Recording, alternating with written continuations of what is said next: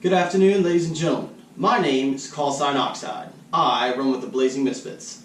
You may also know my counterpart, Cross. He has been running most of the videos that has been run through the Blazing Misfits channel for quite some time.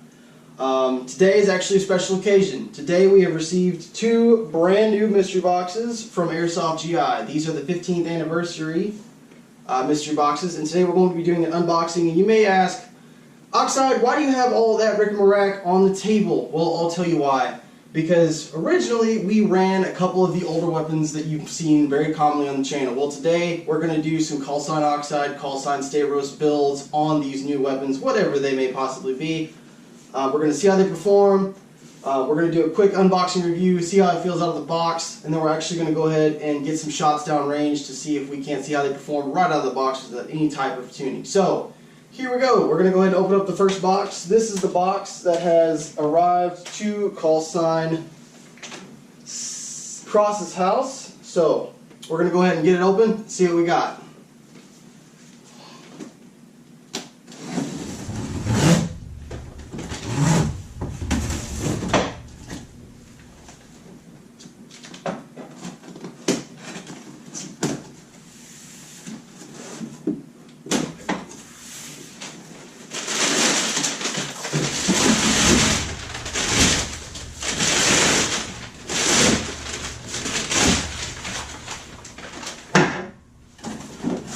Alright, well, first thing we got in the box, little crappy lanyard. Off to a good start, I guess. Look at that.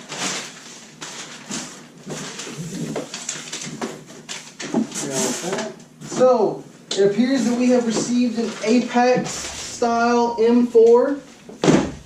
Let's go ahead and open it up, see how it looks inside the box.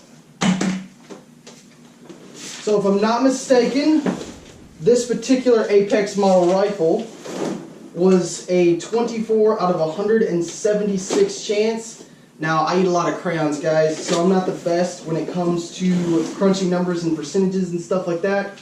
But this one had the highest chance of the few items that you could get bundled together in this mystery box. However, this one includes a standard style stubby foregrip, which, that's new.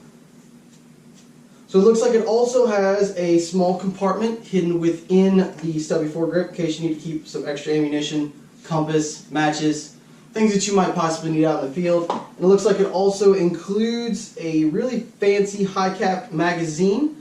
This one, I believe, holds 300 rounds and was included with the Apex.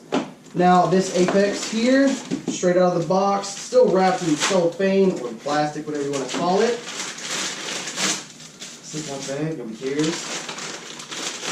So, first impressions out of the box. It's a pretty beefy weapon. It is full metal construction. Does have a battle axe style stock, so it's going to have a lot more battery capacity inside of this stock. Also, it looks like it has a 1-point sling adaptation on the rear end of the stock, as well as ambidextrous 1-point sling mounts to the rear of the buttstock. And it looks like it also includes some standard flip-up style iron sights, which you can, of course, get a really easy sight picture on. The firing options that you have are the full auto and the semi-automatic firing style. So we'll be able to get that downrange and see how that's going before too long. It looks like here that the charging handle does not serve any type of function. It's strictly aesthetic. I believe if I read wrong or read right, it does have to be manually opened. It is a magnetic style dust cover where you can access an easily accessible rotary style hop up, which this one's wanting to fight with me here. Let's grab my box opening tool.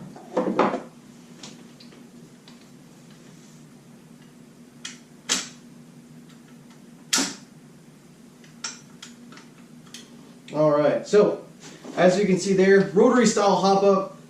This one is a very defined hop-up.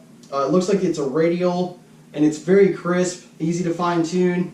It's going to be something that you're going to want to use out in the field in the event that you need to start adjusting for close range and long range adjustments, or in the event that you get somebody who's running .2s and you're running 2.5s. So really nice feature to have there. The front end riz is a quadruple style riz, very sturdy, metal construction, built pretty strong, and it also, as I can see here, it includes a Apex style, QD style muzzle flash, which is going to be good for any quick detach style mock suppressors in the event that you wish to add one to this fine weapon. It also includes that high pack or that high cap magazine that we had said, so it fits pretty strong, looks really nice considering that it's got that nice textured feel to it. Doesn't wiggle around too much, doesn't budge, and it doesn't come out even if I jerk on it, so it's seated pretty well. I mean, overall I'm pretty impressed with it. It's pretty nice. Since this is a call sign Oxide style weapon, or this is Oxide's personal weapon, or probably going to be his personal weapon as of his test fire day on the 26th of August at Airsoft Asylum. So what I'll do, I'm going to go ahead and I'm going to attach his personal items directly to this weapon, so that way it's ready for him to go once he arrives back stateside August 20th, and then he should be able to give you another review on this weapon himself and how he likes it and how he prefers to tune it. So I'm going to go ahead and get that squared away as of right now. Then we'll move on to the next box and see what we got in the next box. So get that out of there, get my box opening tool out of the way, get rid of that. Alright, let's get to work. So, call sign Oxide is a fruit pants and prefers to use a grip pod style buttstock, or I probably should say foregrip. So we'll go ahead, I believe he keeps that relatively close in, so we're going to go ahead and put that closer to the mag well, so that way he's got it set really close to his personal preference. Which, did I set that right? No, I did not. Call sign Oxide's a jackass, put it on backwards. Alright, so we'll put that bad boy on right there, tighten that up, get that right and crisp. So the reason that he prefers the grip pod, I don't know if he has gone over his personal style attachments, but needless to say, really large front end grip, allows it for easy maneuverability, and in case he needs to hit the deck and go prone, there is actually a quick release button latch in the bottom that releases the lower end tripod, so that way that you can set it up like so and start laying down some sustained fire from a lower prone position. Also, I believe it was on the Scarab style rifle that he has used in a few of his videos. He also has an AIM 329x40 scope. He is on the designated marksman style attack when he is in the Scarab mode versus his closer in dual P90s or his dual Fury video, if you remember any of that video. So we're going to go ahead. He likes to keep his relatively close. It is a higher end optic, so needless to say, he will have to acquire a different type of scope picture than most people running a red dot scope. So we're going to go ahead and get this one set on here.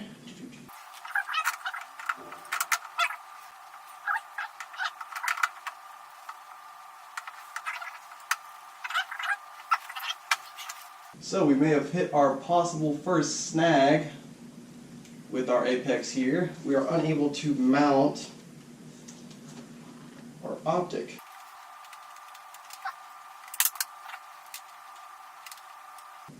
Okay. We may slightly need to adjust our picoting here, because it appears it is set a little offset. So let's go ahead and grab that, grab a set of Allen keys and see if we can adjust that really quick. And we can't find our Allen keys. So we will hold off on adjusting his optic. He will need to adjust so himself, mainly because it is his style optic. So as you can see, normal optics, it looks like his spacing on his sight optic is set to a different type of Picatinny rail. It is compatible with most style Picatinny optics.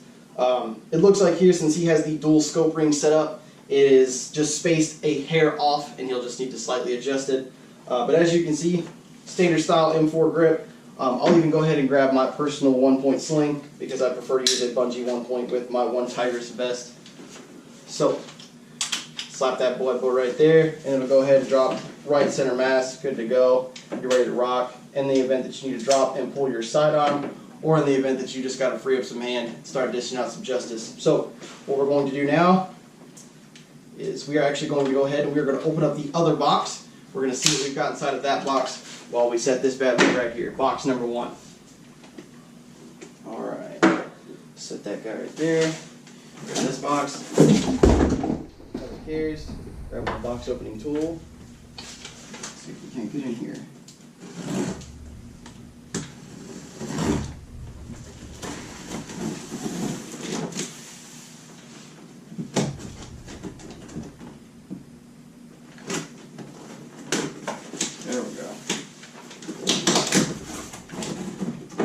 that looks promising. We've got another lanyard. Another lanyard from the Airsoft GI. So we have two Airsoft GI style lanyard. Step in the right direction. Let's see what we got going on here. Shipping order.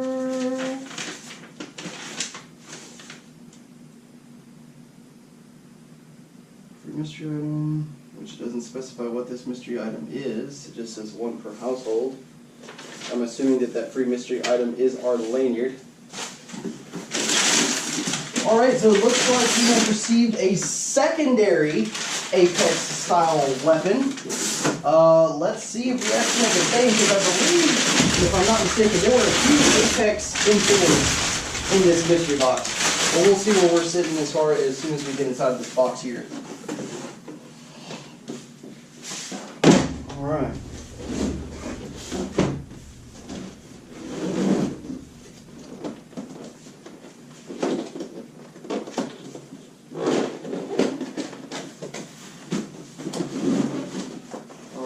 Get in here and see what we got. So it looks like we have the exact same weapon. We have received two, I repeat, two Apex style M4s, which is an oddity in itself. Very odd.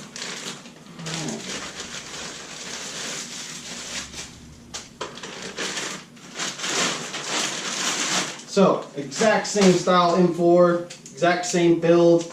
Literally the exact same weapon, so same front style stocks, or front style optic, same metal style construction, same type of pop-up, all the other fun jazz. So, this is a different style, oh, I probably shouldn't say it's a different style weapon. This is going to be a weapon that is built for a different type of circumstance. I personally am more of a recon style player, so I have a couple different preferences. First being, I'm actually going to go ahead and borrow callsign Oxide's personal red dot scope. He usually runs this with actually a 3x optic, but of course that is for long range engagements. I personally can get anywhere from mid to close range engagements, so you won't see me too often in the heat of the battle, such as callsign Cross. Callsign Cross is what we like to call a loose cannon. He is more built to the rush style gameplay. Don't get me wrong, we both have our rush moments where we will just haul off and just do everything that we possibly can to capture the objective. We've had a few matches that have been pretty hot and heavy, but of course I personally prefer the AIM style ACOG. It has multiple different optics, or I probably should say multiple different dots. On this one it actually features a green dot for night games, a blue dot for urban environments, and a red dot for outdoor engagements. Relatively sturdy, one style point, so you don't have to worry about adjusting for your scope rings. Also secondary, I also prefer a bipod, so that way I can also use that front end, but I keep my grip a little bit more compact than callsign Cross does. He is more of a, I guess he has a longer range style grip, so he's not going to be, you know, keeping it tight in close corners like I will, because I sweep in more of a, I guess you'd probably say a tactical fashion or tactical fashion. So we have ourselves a bipod.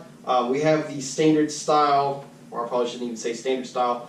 We have an advanced red dot optic, same battle stock or battle style stock. Pretty ergonomic pistol grip. It feels really good in the hands. Same style dust cover, magnetic release. As you can see here, the bipod that is included with said weapon is, let's see here. So me personally, I would probably set my bipod a lot closer than our friend callsign Cross would use. So let's go ahead and get that tightened up right quick. Alright. So, as you can see, a lot tighter on the formations. You can get it really close. You're able to maneuver a lot better. You're able to get on site a lot quicker. And also, in the event that you need to access one of your bipod weapons, which mine, for instance, is actually one of those lever style or knob style retention bipods. So that way going from here straight to here is a lot easier than having to actually move and finagle past all of this other junk. But setting it down, that is a callsign Oxide style build. Very fast, very quick, very tactile. It can be used in a lot of circumstances, of course. You can go, of course, full on, which kicking up your bipod. You have a standard assault style where you're ready to rock. Room clearing, kick it down to the bipod, or I probably should say the front end grip. Kick it up to the front end grip. You have a lot more maneuverability. Then, of course, long range engagement. Keep it out to that long end on that battle stock. You're able to hold it up and hold down your own. Personally, I like how the weapon is presented. Very tight build, very interesting build. And I mean, I personally am satisfied with this weapon. I'm very impressed with the craftsman of this weapon. This is usually a $230 style weapon, but of course the mystery box itself costs us only about $194 per box. So we made about a $30 profit picking up one of these guns through the mystery box. There were some pretty high-end weapons, but of course, coming back to it, this is a 24 out of 176 style weapon, so I'm not surprised that we got two. They were ordered at two separate times, so I'm surprised that we actually received two of the exact same boxes. We live in two completely different areas, so it was a bit of a freak of nature.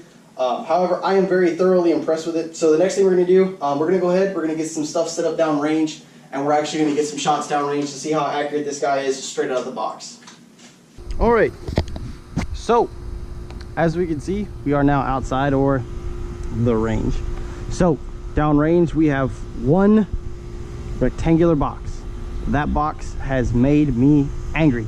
So now we are going to teach that box a lesson, ladies and gentlemen, with our new Apex M4 style AEG. So we're going to test for three things. First thing is quick engagements and how quickly we can test for trigger response from this weapon straight out of the box without any type of internal upgrades or anything along those lines. Second thing we're going to adjust for, or the second thing we're going to test for, is we are also going to test for accuracy. We are going to attempt to hit that white shipping label directly, and we're going to see how tight our grouping can get straight out of the box without any type of adjustment to the hop up whatsoever. And then we are also going to go ahead and take a look into the suppressive option, and we are going to see how well and how accurate this thing is at full auto and the rate of fire, and see how much pain this thing can bring. So we're about to go hot here in the next minute. We're going to start from the ready position, rifle down. We're going to snap up and see if we can hit that box straight out of the box without any type of thought or anything to it. So in the next 3 seconds, I'm going to send the weapon, and we're going to start doing a couple performance tests. Here we go. 3, 2, 1. Range hot. Range not hot. So there's the first blooper of the day, guys. I had failed to put the battery in the weapon, so we'll go ahead, we'll step back inside real fast and we'll grab that battery real fast. Yeah, we'll need that. That gives us the juice to the weapon. Gives us the juice. So we'll go ahead. This has an interesting style mag release, or a battery release. It is a small thumb style hatch here. Depress, and then the mag well should slide right off. So looking at the internals, it looks like here we have a Dean style trigger unit. Very impressive. And we also have here a Tamiya plug adapter. So what we're going to do is we are now going to go ahead, we're going to plug this bad boy up, see if we can't get something downrange. All right, so place that bad boy in there, stuff it back inside the buffer tube, which we've got more than enough space. This battle stock is massive, so as you can see, plenty of space as far as how to upgrade there. So we'll go ahead, we'll slide this bad boy right on, which is kind of weird. It is a pop off, but it's a slide on. Makes no sense. All right, so now we're actually going to shoot something. So range hot in 3, 2, 1, range hot. All right, so we were able to hit, that was straight up center mass right where I was putting it, and that was just kind of, you know, not even trying to put forth any effort to aim, which is not bad. So now we're going to go ahead and we are going to test for accuracy. So we're going to put about 10 rounds in that shipping label right up range, and by all means, this is also the magazine that was included with the box, so I don't have any feeding issues so far. So now what we're going to do is we're going to attempt to hit that shipping label. We're going to see if we can put all 10 rounds right on the white. All right, here we go.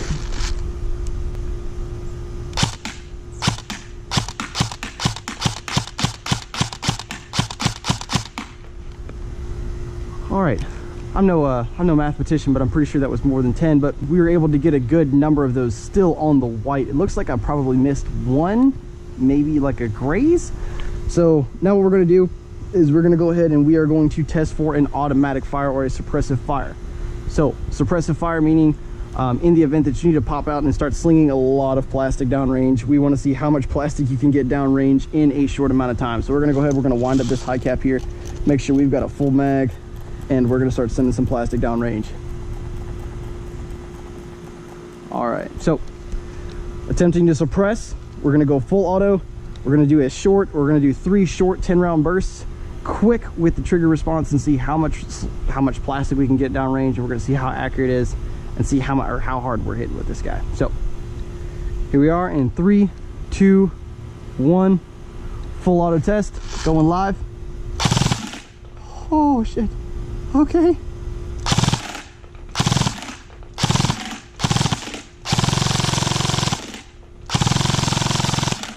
Oh God, guys, this one might hurt some people. We're oh God, let's go. All right, we'll send a couple more downrange and see if we can't dump this mag and see how quick we can dump it.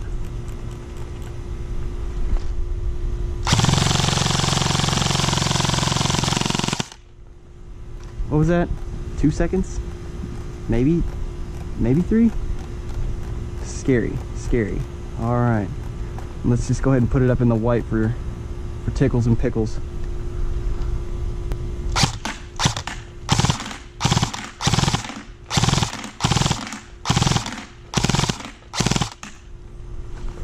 I think we're out, guys. I think we got a few left in there, but not a lot.